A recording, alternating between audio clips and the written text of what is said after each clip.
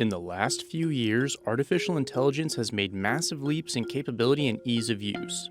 The rise of tools like ChatGPT and Midjourney have created a way for anyone to create essays, art, and other types of content without needing the individual skill and training normally associated with these tasks.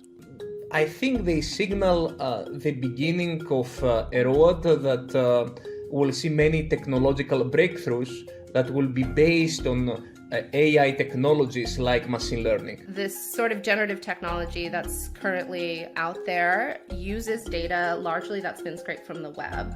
So my blogs, your blogs, anyone listening who's written stuff online since roughly 2004, their work is potentially swept up in this. The legal and societal consequences of this rapid emergence of AI could shake the economy to its core. For myself, as both an economist and an engineer, I'm absolutely shocked at the rate at which some of these generative content mechanisms are improving. There's also been a long-standing debate, what's the impact likely to be on the workforce? These new AI tools are facing legal pressure from lawsuits, and legislators are also voicing their concern about what AI could mean for the economy. Leaders in the tech sector have even advocated for a so-called AI pause to slow down the emerging technologies that could potentially cause wide-scale disruption to multiple industries. If Sundar Pichai was sitting right here, I'd be asking, is the implication there that Microsoft's being irresponsible? Because we know that being AI is not perfect. And we know that Google's own product is not perfect. So are they waiting for perfection, or is this just kind of an excuse because they're behind? Are these AI tools the next industrial revolution, or a high-tech Pandora's box?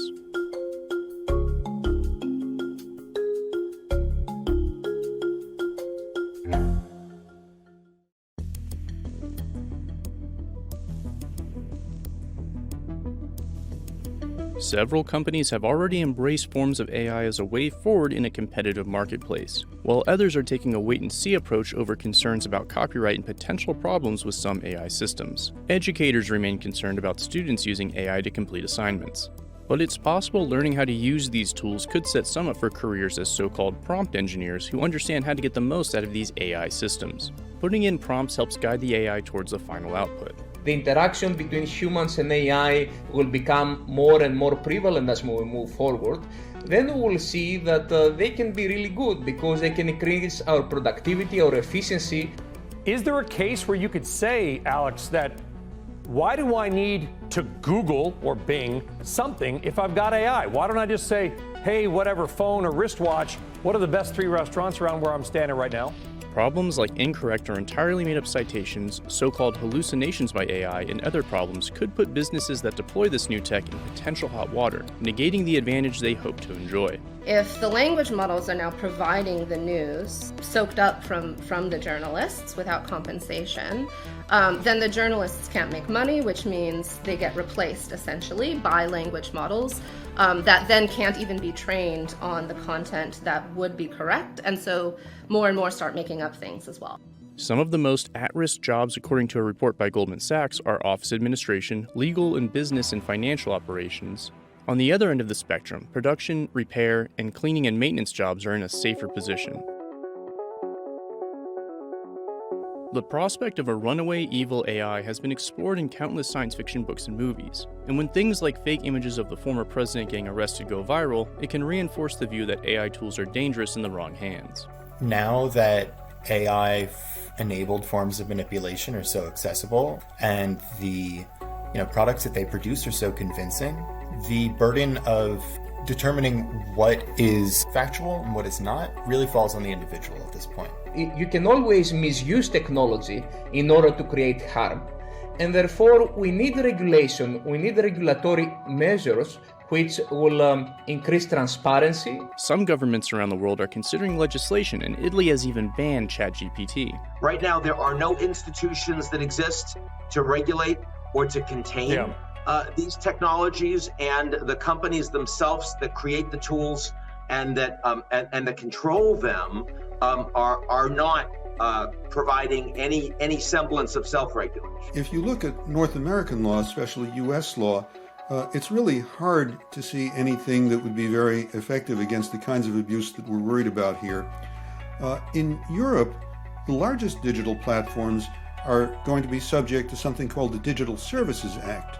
And that would require them to make an annual assessment of risks associated with their technology, risks to human rights in particular, and to come back with measures to mitigate those risks in an annual reporting on how effective their measures have been.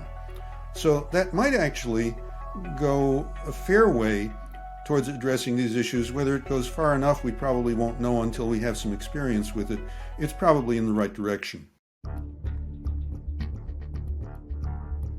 A recent report by Goldman Sachs laid out some stark possibilities when it comes to AI in the economy. The report estimates that 2/3 of jobs in the US and Europe and 300 million jobs worldwide could be exposed to automation from new AI advances. The report also notes that some of these potential job losses could be offset by new jobs that would emerge in this post-AI world.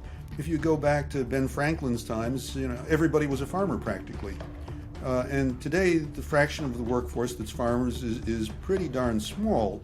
And yet it hasn't caused massive unemployment. New technology gave rise to new opportunities gave rise to new jobs. That's very likely to be the case here. When you are talking about large language models, we can also talk about specific occupations related to word processing, translation, typing a lot. However, consider on the other side a lawyer that goes to the court to defend the client. So we are going to higher income jobs. So AI could be of a tremendous help there. I can help you prepare this big pile of documents, combine different pieces of information and and provide also all the evidence together so that the lawyer can go to the court and be more efficient in defending their client. Even if 300 million jobs aren't exposed to automation from this new jump in AI capability, it's still likely that some industries will face a new wave of disruption in the coming years.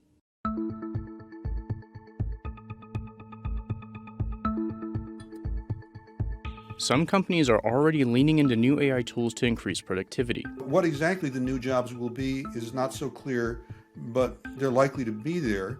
At the same time, it's fair to say very nearly all jobs are in the process of being transformed by new technology. And that's going to have important implications for lots of things. Misinformation in the use of AI tools to create and respond to newsworthy events will be a new arena of concern.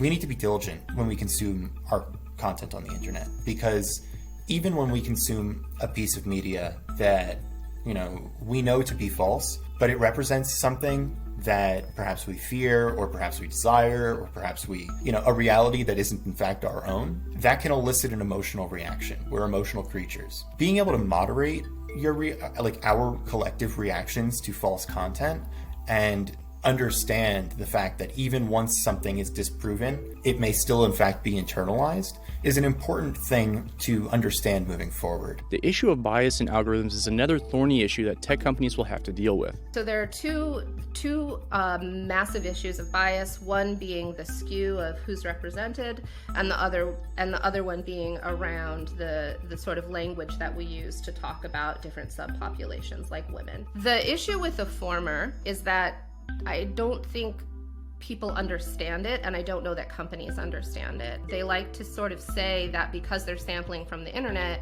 that this is a representation of humanity as a whole, instead of paying attention to the fact that the demographics of the internet is not a reflection of humanity as a whole. It's possible these tools could also allow for smaller payrolls as fewer employees are needed. This is something we observe also in past industrial revolutions, technological breakthroughs. So employment is not under threat, but it is just that we will see some shifts on employment from one job to the other because these technological advances can have a pervasive impact.